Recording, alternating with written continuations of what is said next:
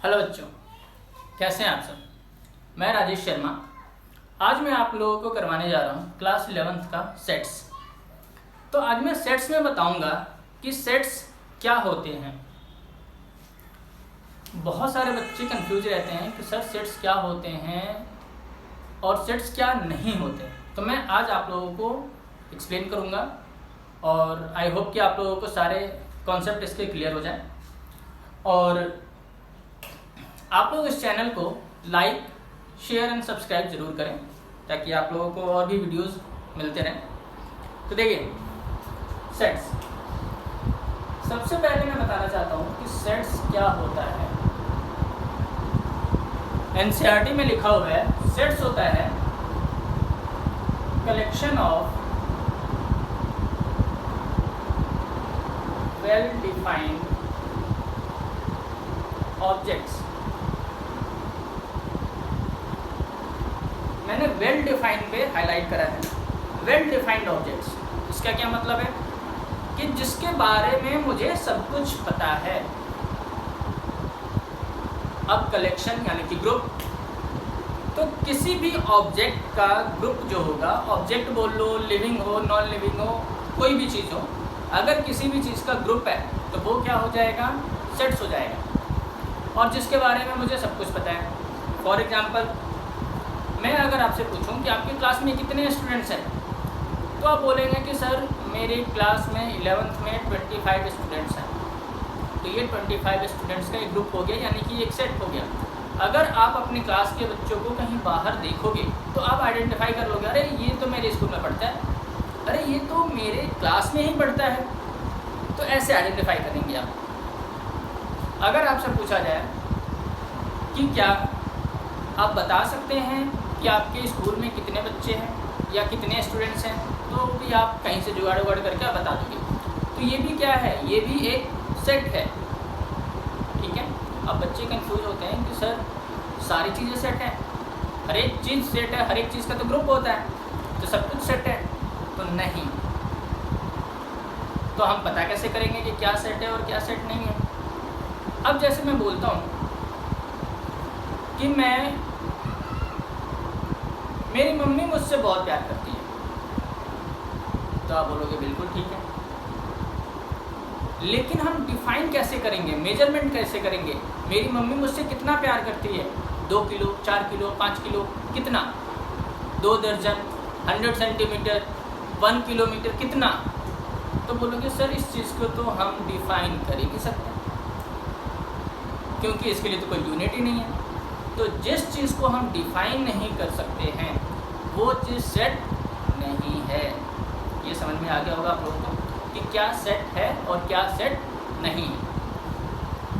तो अब बात आती है कि और क्या सेट नहीं हो सकता है। तो मैं बोलता हूँ कि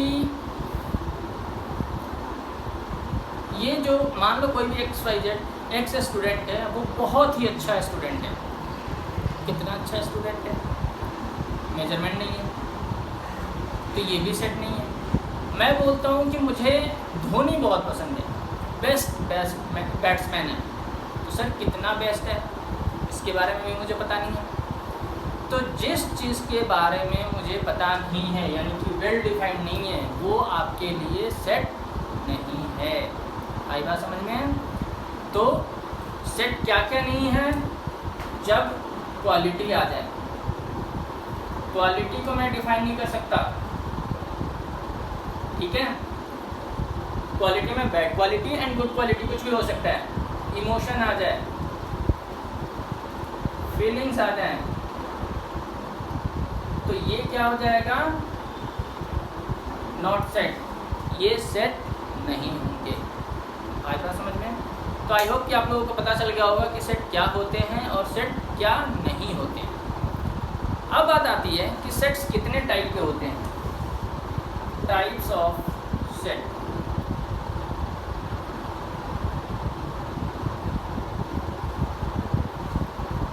पहला है फाइनाइट सेट। अब फाइनाइट सेट में अभी मैंने एक एग्जांपल दिया था कि अगर मैं बोलूं कि आप बताओ कि आपके क्लास में कितने स्टूडेंट्स हैं 11th क्लास में, तो आप बोल दोगे कि सर 25। यानी कि वो काउंटेबल है, तो वो क्या हो जाएगा, फाइनाइट सेट, यानी कि काउंटेबल। जो काउंटेबल होगा वो फाइनाइट सेट होगा। दूसरा इनफाइनाइट सेट। अब ये इनफाइनाइट सेट का क्या मतलब है, मैं बोल कि आप रात को कभी आप बैठे हो छत पे और आप देखो तो स्टार्स दिखाई देंगे आपको ऊपर स्काई की तरफ देखो तो अगर कुछ भी लाइट कर रहा होगा या चमक रहा होगा तो आप बोलोगे अरे ये तो स्टार है। अगर मैं पूछूं कि ये कितने सारे हैं तो आप बोलोगे सर ये तो पता नहीं है। लेकिन मैं किसी भी चमकते हुए चीज़ को आप बोल दूंगा ऊपर आकाश की साइड, तो आप क्या बोलोगे कि हाँ ये तो स्टार ही है, यानी कि आपको पता है कि ये स्टार है, लेकिन कितने सारे हैं नहीं पता। तो ये क्या हो जाएगा, अनकाउंटेबल। जिसको हम काउंट कर सकते हैं वो फाइनाइट सेट होगा, जिसको काउंट नहीं कर सकते हैं वो इनफाइनाइट सेट होगा। तो सेट्स दो टाइप के हो गए, finite set and infinite set. अब देखिए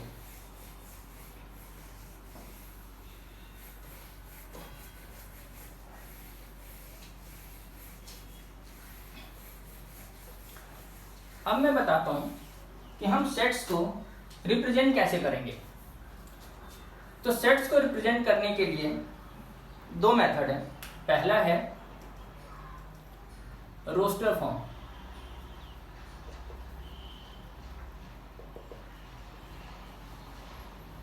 और एक है सेट बिल्डर फॉर्म।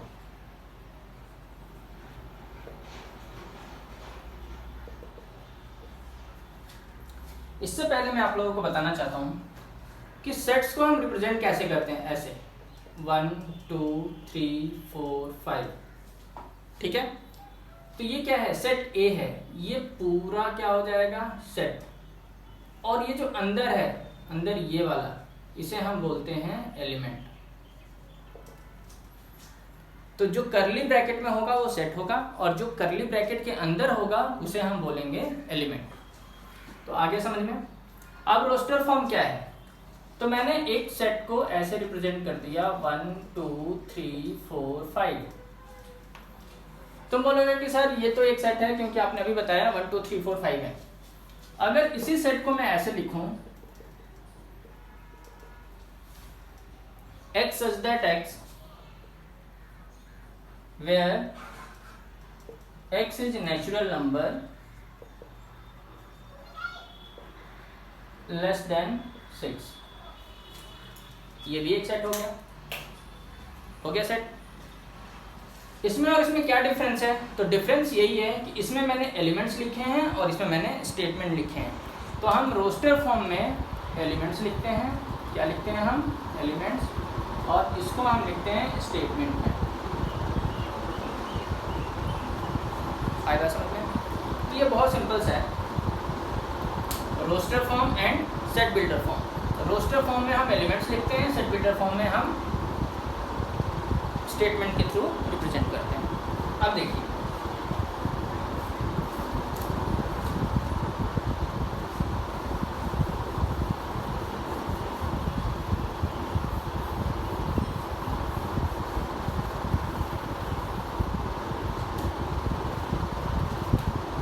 मान लो मेरे पास एक कोई सेट है, ए है 2 4 8 16 एंड 32। ये किस फॉर्म में है, तो ये है आपका रोस्टर फॉर्म। अगर मुझे इसको सेट बिल्डर फॉर्म में लिखना है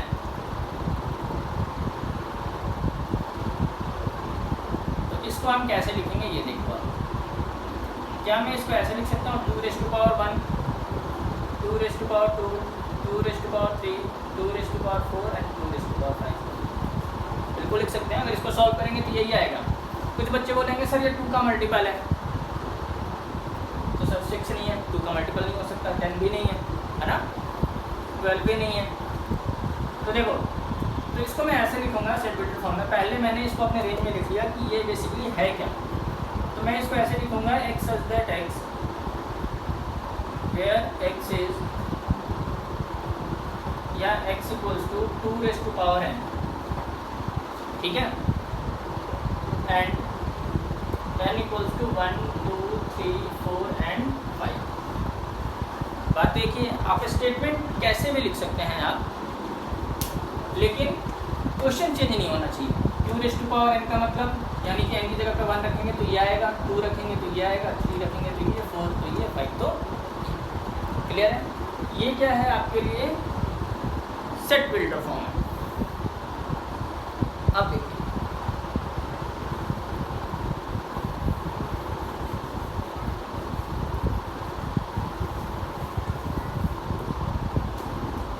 और इसमें बहुत सारी चीज़ें हैं, मैं थोड़ा सा इम्पोर्टेंट चीज़ बता रहा हूँ जो आप लोगों को समझने में आसानी होगी। तो मैंने आप लोगों को क्या बताया कि सेट्स क्या होते हैं और सेट्स क्या नहीं होते हैं, इससे आप लोगों को हर एक चीज़ क्लियर हो जाएगा। आप लोगों को कोई डाउट नहीं होगा कि सेट्स और क्या सेट है और क्या सेट नहीं है, हम कैसे डिस्टिंग अलग अलग डिफ्रेंशिएट करेंगे। दूसरा मैंने बताया टाइप ऑफ सेट्स कितने टाइप के होते हैं। थर्ड मैंने बताया कि सेट्स को हम कैसे रिप्रेजेंट करेंगे। फोर्थ मैंने बताया कि अगर सेट्स जो है वो अगर रोस्टर फॉर्म में दे रखा है तो हम उसे सेट बिल्डर फॉर्म में कैसे कन्वर्ट करेंगे। अब मैं बता रहा हूँ आपको वेन डायग्राम, बहुत इंपॉर्टेंट टॉपिक है ये।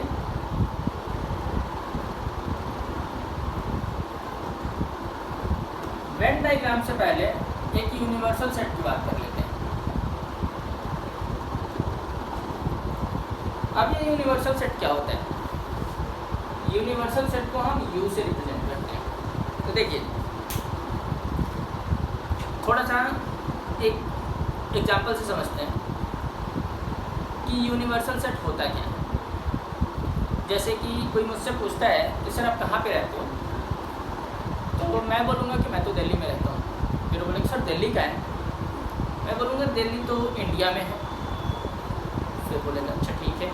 फिर बोलेगा सर इंडिया का है, मैं बोलूँगा इंडिया तो वर्ल्ड में है। सर वर्ल्ड का है, मैं बोलूँगा वर्ल्ड तो यूनिवर्स में है। अब यूनिवर्स के आगे कुछ होता नहीं है, होता है लेकिन अभी मैं यहीं तक बता रहा हूँ। यूनिवर्स है, यूनिवर्स यानी कि यूनिवर्स के अंदर सब कुछ आ गया A to Z, यानी कि यूनिवर्स से बाहर कुछ होता ही नहीं है। तो ये यूनिवर्स कहलाता है जिसमें हर एक चीज़ हो, हर एक एलिमेंट हो। अगर कहीं पे दे रखा है complement of A, complement of A का मतलब है A डैश। इसका ये मतलब है कि नॉट A, यानी कि A को छोड़ के बाकी सब कुछ, A को छोड़ के बाकी सब कुछ का क्या मतलब है कि यूनिवर्सल सेट में से जो A का सेट है उसको हटा दो, यानी कि U माइनस A। सिंपल, ये क्या हो गया, कॉम्प्लीमेंट ऑफ A।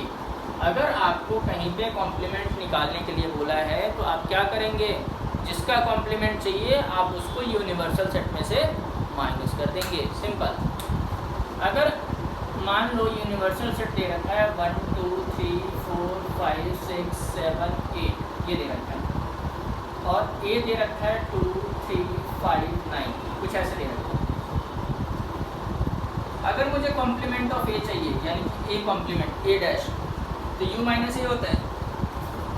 यानी कि यूनिवर्सल सेट में जो सेट A के एलिमेंट्स हैं उनको आप माइनस कर दो, यानी कि उसको हटा दो, तो क्या बचेगा 1 2 2 3 4 6 7 8, बस आप यही लिखेंगे। यानी कि यूनिवर्सल सेट में देख लो कि क्या क्या कॉमन है, 2 3 5 बस, यानी कि इनको हटाकर बाकी सारे एलिमेंट्स को आप इसमें लिख दो। तो ये हो गया आपका कॉम्प्लीमेंट ऑफ A। तो आपको यूनिवर्सल सेट भी पता चल गया और कॉम्प्लीमेंट सेट भी पता चल गया। अब देखिए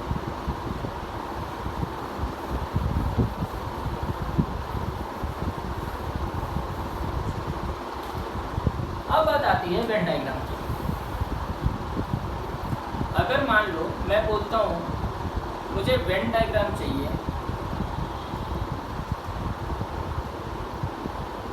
ऑफ A, ठीक है। तो जब भी वेन डायग्राम ऑफ A चाहिए, इसका मतलब है कि मुझे यूनिवर्सल सेट बनाना पड़ेगा। ये है यूनिवर्सल सेट, यानी कि इसके आगे कुछ नहीं है, और ये रहा सेट A। मुझे क्या चाहिए, वेन डायग्राम ऑफ A, यानी कि A को मैं शेड कर ये वेन डायग्राम ऑफ ए आ गया, यानी कि जो मुझे चाहिए उसी को शेड करना है। अगर मैं बोलूँ कि मुझे वेन डायग्राम चाहिए किसका, Venn diagram of A complement. A complement का मतलब यूनिवर्सल सेट माइनस ए, मुझे ये चाहिए। तो देखिए आप, ये रहा मेरा यूनिवर्सल सेट, ये रहा ए, मुझे क्या चाहिए ए कॉम्प्लीमेंट, यानी कि इसको छोड़ के बाकी सब चाहिए। तो मैं क्या करूँगा, इसको शेड कर दूँगा। ये रहा मेरा कॉम्प्लीमेंट ऑफ ए, सिंपल। अब देखिए, अब मुझे चाहिए Venn diagram of A union B. क्या चाहिए मुझे, ए यूनियन बी का वेन डायग्राम चाहिए। मैं यूनियन के बारे में बताऊंगा आप लोगों को, पहले वेन डायग्राम देख लेते हैं। दो सेट है ए एंड बी, मुझे इसका यूनियन चाहिए। यूनियन का मतलब होता है कंबाइन करना, मुझे इन दोनों को कंबाइन करना है, यानी कि ये जो टोटल है सारा, तो इसको मैंने शेड कर दिया ए यूनियन बी, यानी कि दोनों को कंबाइन कर दिया। अब देखिए, अब मुझे चाहिए Venn diagram of A intersection B. Intersection का मतलब होता है कॉमन, ध्यान रखना आप लोग, ये न्यू टर्म है, इसको मैं बताऊंगा, एक्सप्लेन करूंगा। यूनियन का मतलब होता है कंबाइन करना, दोनों को मिलाना, और इंटरसेक्शन का मतलब होता है कॉमन करना। तो देखिए, ये रहा आपका यूनिवर्सल सेट, ये रहा ए और ये रहा बी। तो इन दोनों में क्या कॉमन है, ये कॉमन है, तो ये है ए इंटरसेक्शन बी का वेन डायग्राम। आया समझ में आप लोगों को? मैं और भी इसको एक्सप्लेन करूँगा। तो देखिए, अब तो वेन डायग्राम आप लोगों को पता चल रहा है कि ये क्या है, यूनियन में ये है और इंटरसेक्शन में ये है।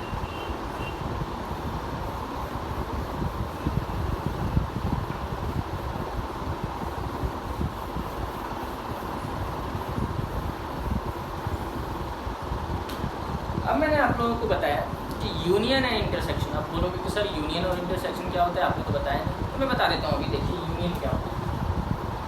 यूनियन होता है, इसको हम यू से रिप्रेजेंट करते हैं।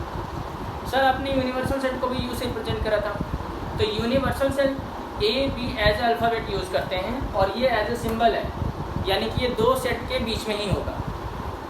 यूनियन का मतलब होता है कंबाइन करना, कोई भी दो सेट है उसको मिक्स करके या उसको कंबाइन करके मिलाकर जो आएगा वो आपके लिए यूनियन होगा।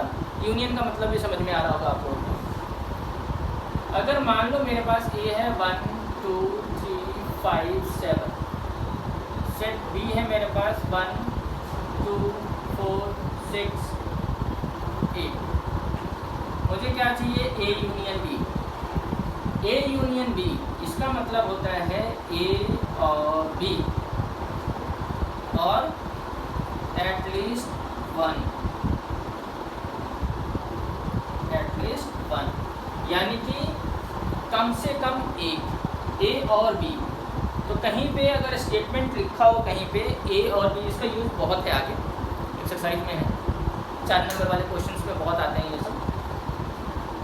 तो एटलीस्ट वन, एटलीस्ट वन का मतलब होता है कम से कम एक, ए या बी या दोनों। आएगा समझ में? तो देखिए, ए यूनियन बी का मतलब है मुझे इन दोनों को कंबाइन करना है, तो जो कॉमन है वो एक बार आएगा, जो कॉमन नहीं है उसे भी हमें लिखना पड़ेगा। तो ए यूनियन बी ये हो गया। देखो कैसे,